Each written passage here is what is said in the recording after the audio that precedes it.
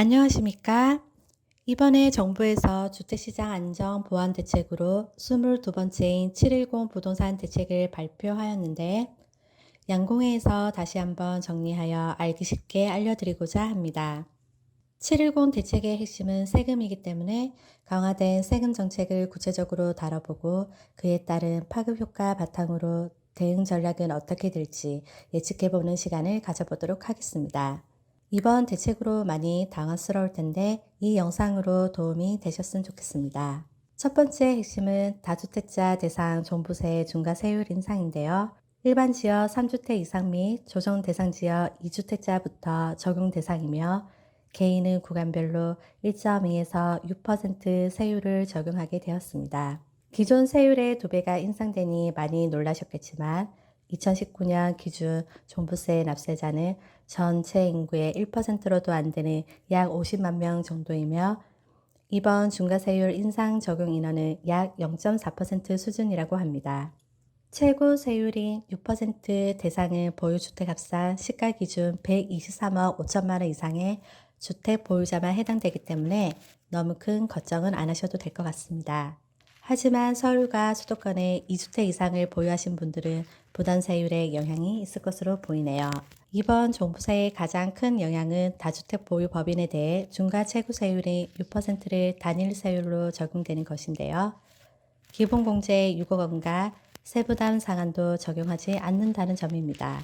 법인으로 공시가 1억 주택을 매수한 경우 연 600만 원의 종부세가 나오는 상황이 되니 실제 법인 소유 전세 임대 물건이 월세로 전환되거나 증여, 개인 명의 전환, 저가 물건부터 매각 등 법인 투자의 사망 선고나 다름이 없겠죠?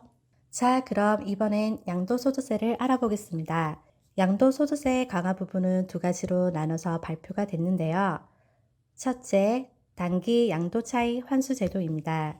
1년 미만 주택가 입주가는 40에서 70%, 2년 미만 주택가 입주가는 기본세율 40에서 60%, 비규제 지역 확산되고 있는 분양권 투자 수요를 잠재우기 위해서 분양권 양도세 비율을 전 지역 60% 중과하기로 했습니다.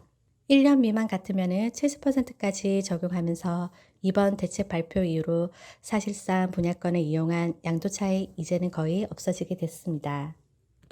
두 번째는 규제 지역에 해당되는 다주택자 양도세 중과세율 인상인데요. 지금까지는 기본세율의 2주택은 10%, 3주택 이상은 20%였는데 양도소득세 기본세율을 해서 2주택자는 10%, 3주택 이상 20%가 중과되어 최고세율 62%를 적용받습니다. 투자할 이유부터 없어지는 부분이죠. 매물 유도를 위해서 내년 종부세 과세일까지 유예해 주겠답니다. 그래서 지금 투자하는 사람들 적용되기 때문에 주의를 하셔야 됩니다. 다주택자는 취득, 보유, 양도에 대하여 심각한 부담감을 가질 수밖에 없을 것 같습니다. 세제 강화부 세 번째 변경된 취득세를 알아볼까요?